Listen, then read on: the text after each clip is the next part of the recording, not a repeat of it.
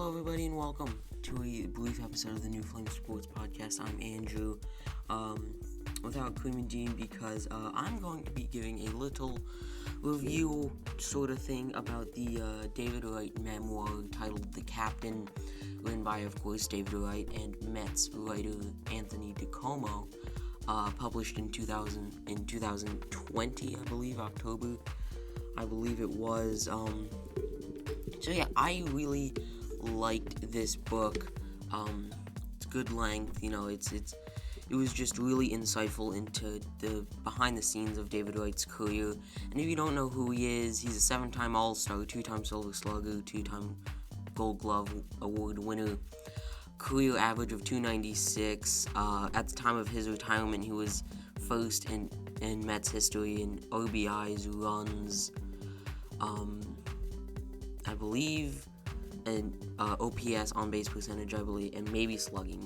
That might have been Darryl Strawberry. But anyway, David Wright, one of the best players in that, from like the 2004 to 2010 range. That was when he was like in his prime, before all the injuries had happened, because of course his career was unfortunately derailed by a few major injuries. In 2011, from 2011, and then 2015, 16, and 18. In 2015, 16, and 18, he didn't play at all in 2017. 2015 played in 38 games, 2016 37, and then 2018, his final year, only played in 2 games. Finished top 10 in MVP voting, 1, 2, 3 times. Another 19, just one of the greatest players in recent memory, the 4th Mets team captain, voted the face of the MLB in 2014, I believe. So it's just, and then like I said, his career was just derailed by injuries. But so anyway, let's get into the book. What I really liked about this was that it really leaned heavy on the emotions, because you figure like, oh, it's a book about David Wright, it's gonna be about like rehab assignments and all that. Yes, but to an extent, that wasn't the main part of it. It's a memoir. It's gonna go over his entire life, but it really leaned heavy on the emotions. 2 main examples of this was being when in 2015, when he came off the disabled list versus the Philadelphia Phillies, and hit the home run in his first at bat. That moment just really slowed down, and he just focused in on what was running through his head, what was going on, and then it's just the emotion. You could really tell that, like, I don't know, it was just something about it that made you realize that, like, wow, this was like a really important moment to him, because his entire thing that he kept saying throughout the entire book was that he felt like he belonged most of the time, and it wasn't until a certain moment when they had clinched the playoffs, or he had done something, or he made a really good play like that, playing his like second or rookie year versus the Padres, behind the back bare hand play that I'm sure we've all seen by now. Whether it was hitting a walk-off in the World Baseball Classic, whether it was hitting the home run in 2015 versus the Royals in the World Series, which was another moment that he just really slowed down and just took the reader through the process of what that was like. But like back to the whole feeling like he belonged thing. He is just, every time something major happened in his career, he just said, like, I felt like I belonged in that group. And which is like, it's just like, for a guy that was so good, you would feel like he knew that he belonged in, like in the major leagues or whatever it was. But in his mind, he didn't feel like he did. He felt that he wasn't deserving, not that he wasn't deserving, but like that he, don't know how to put this, but like he didn't feel like he deserved. And that's kind of the same thing, but like it's kind of different at the same time. But anyway, I just really thought that the emotions of it all and like what his thought processes were throughout like big moments of his career, and then other times that he like really slowed down the moment, including when he had the injury, I believe in 2011, when he was diving for a play at third base and something tweaked in his back. That was another moment. And then another was when he was diagnosed with spinal stenosis in 2014, I believe, or 2013, one of those years. It's just you really have to think about like what it must have been like to go through that, because he was at the top of his game back in 2010, 2011, and then just this self-destroying news comes in that you've been diagnosed with spinal stenosis, which is a very, very hard injury to come back from, for any person.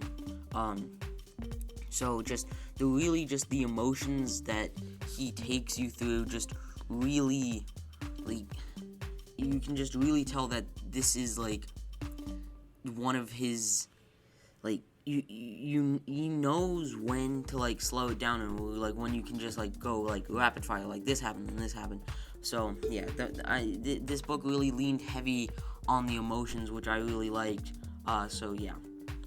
And then a more fun aspect of the book was that you got to see a lot of the behind the scenes stuff, like things that happen in the locker or clubhouse, things that happen at spring training that you don't necessarily get to see. Like different relationships. You really, there was one guy, I believe it was the Mets like bullpen pitcher. Let me find his name real quick. The bullpen catcher Dave Wright. Probably butchered that name, but you got to see like his relationship with him. And then, back when he was a rookie, Joe McEwing really just took him under his wing, and you got to see those different relationships that you don't get to see out on the field. Like the guys like really bonding like off the field, because Wright and McEwing, they lived really close. They ate dinner a lot. Like he would often go over to his house and have dinner with him and his wife. So I just think that was really interesting. You got to see different relationships that you don't get to see on the field. Other guys like like Jose Reyes, who was a rookie when he was a rookie. He was devastated when he learned that he signed with the Marlins, because he had been with him for the past 5-ish years, and then then he just leaves because the Mets couldn't re-sign him. So I just think that seeing those different relationships, whether it's be with other like coaches or GMs even, or managers or other players, guys, and then like later in his career, when guys like Jacob deGrom, Noah Syndergaard, trying to think here, just Michael Conforto, Steven Matz, just to name a few, whenever they came up to the Mets, he would always try to build relationships with them. And in the middle of the book there are pictures, and like you can see that you can see there's one image of David Wright, Steven Matz, Jacob deGrom, and Devin Mesolasco, just playing cards like they're best friends. So that was a really interesting part of this book. You got to see the different relationships with him and different players. And then another thing, like I said before, you got to see what they do behind the scenes, like in the clubhouse, like on David Wright's final game. You got to see, or you get to read what it was like for him, going through the clubhouse, telling everyone. This kind of goes back to the whole like slowing it down part that I was talking about earlier. But he really he really, and I'm sure a lot of it was on the editor and all that, but he really like slowed it down, and you got to see like what this meant to him, and like what this final career game was going to be, what it was gonna be. So yeah, and then like that Dave Ranchillo guy, the Mets bullpen catcher, like I was saying, him and David Wright had like a very close relationship. They would often play pranks on each other. They would get into like these quote-unquote prank wars, is what Wright called them. So I just think that was really interesting to see, like, things that you don't get to see on the field, like I was talking about earlier. So yeah, I would definitely recommend this book to anyone who has an interest in his career, or who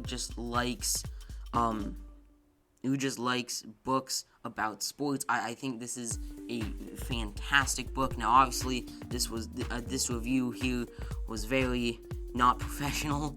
I am not like a professional book reviewer or anything like that, but I just wanted to give my opinion on it. So yeah, I would definitely recommend this to anyone that has an interest in his career, like I said, or just wants to learn more about him. So yeah, I would definitely recommend it. Definitely a 9 out of 10, maybe even a 10 out of 10. Like I said, this book is called The Captain by David Wright and Anthony DiComo. Well, that is going to wrap up this little book review here, and we'll see you over the weekend for our typical show.